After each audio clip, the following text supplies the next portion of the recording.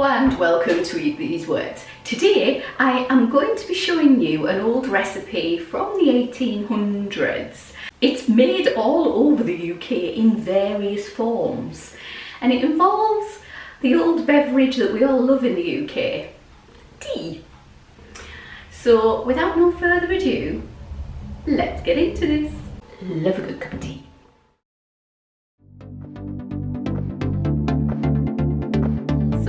First of all, this is only a 5-ingredient recipe. Doesn't contain any fat, which is always good, isn't it? Does contain sugar though, and copious amounts, which is quite normal. I just want to say that tea was first discovered in 27, I've wrote it down, 2737 BC by accident by the Chinese, and it came to be known as one of the most quintessential British drinks ever. I'm going to start with some fruit. So this is 12 ounces of dried fruit, mixed dried fruit. So we've got currants, raisins, sultanas and mixed dried peel in there. And in with that, I've got 8 ounces of tea. And it was warm when I put it in. I'll just show you here what I did. 12 ounces of mixed dried fruit. So that's currants, sultanas and mixed peel. I'm going to put 2 English breakfast tea bags into 8 fluid ounces of water, and I'm going to let that steep for a few minutes and then pour it all over my fruit and leave it until it goes cold, and that'll plump up my fruit just nicely for me. And I've left it to go cold in here. That's taken about 2 hours. So I'm going to pop that into there. If you've got the time or the foresight even, do it the night before. If like me, and you're never that organised, then do it with a couple of hours. Taking a spatula, we're going to add into it 4 ounces of brown sugar. Now, you can use dark brown sugar if you so wish, but I wouldn't recommend white. Give that a good mix. As I was saying, there are various different connotations on this recipe, depending on where you are in the UK. You've got Barbrith in Wales and Barmbrach in Ireland, which both mean spotted bread. In Scotland, it's Jock's Loaf. What else? If you know about Scotland, you'll know why the jock. It's a term we use for them. And in, where are we? In the UK, we've got various different ones. There's Lancashire, Cornwall, Yorkshire, which is the one I'm doing today. I'm going to add an egg to this. So this is just one large egg. It's so easy to put together, I have to say. You don't have to faff on with various things. It's a bit like making a Christmas pudding, which, you know, let's be fair, it's easy. It used to be made, this cake, this loaf, if you will, with yeast. When the British decided tea would be their thing, and they started using it in bread. Well, why not, eh?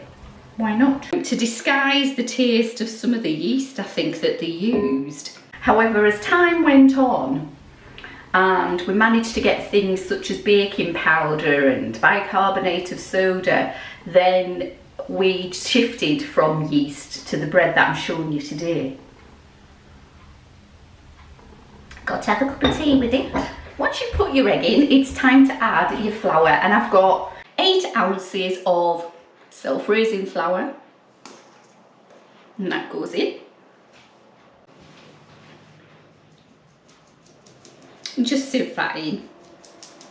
You could add spices to this or zest to this, but I'm choosing to keep the flavour of the actual tea itself. I've seen that you can use honey instead of sugar. That would be nice if you want something a bit more natural. You could use a fruited tea instead of normal English breakfast tea. Coffee instead of tea. You could put whatever you wanted in it, spices, orange zest, lemon zest. The world is your oyster. This is traditionally served with lashings of butter and a bit of cheese. Some people in this country, when they eat fruit cake, like wedding cake or something, they often have a bit of cheese with it. Right, I've got a £2 loaf tin here, which I've greased and lined with a bit of baking parchment. And I'm going to pop my mixture in here.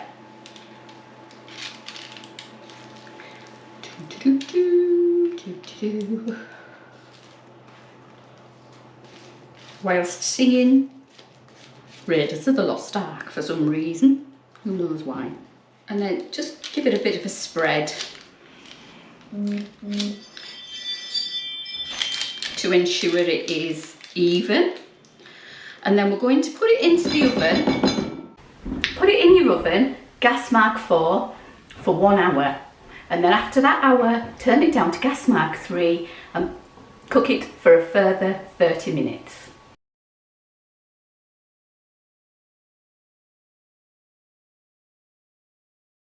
My fruit tea loaf has come out of the oven.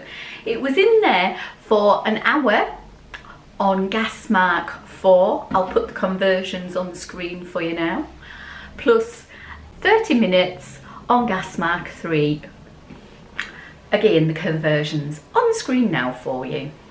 Okay, and this is the finished product. There you go, look at that. Now, this has got no fat in it whatsoever. No margarine, butter, anything like that. And what you're meant to do is eat it covered in butter. Some butter, well spread. Let's not be too excited about this. Here we go. Now I don't have, typically it's Wensleydale cheese. I don't have any Wensleydale. I've only got cheddar, so cheddar it is. Apologies to all you Yorkshire people out there. So I'm going to cut a little bit of cheese off. And I'm going to put a little bit, you're supposed to eat it with a little bit on the side there. So let's have a look. So this is the actual thing itself. There we go. Lashings of butter. It's still slightly warm. And it's got a little bit of cheese on the end. And I like end pieces, so it's the end piece I've got. I can see why it's served with cheese. It really does go well with cheese. Really quite tasty, that. It's still served today in Yorkshire tea rooms. You can taste the tea and the fruit. It's lovely. You do need a good cup of tea with it though. And on this occasion, it's Yorkshire. Anyway, that's it for me for this week. I hope you enjoyed what I've done. If you do, hit me up with a thumbs up. It would be appreciated. It helps to push it out to the rest of the masses. If you like what I'm doing, subscribe and hit the notification bell on the side there, and it'll let you know of any videos that I do that'll come into your inbox. Anyway, leave a comment below if you've made this before or you know it by a different name. Anyway, for now, have a lovely week and Liz out.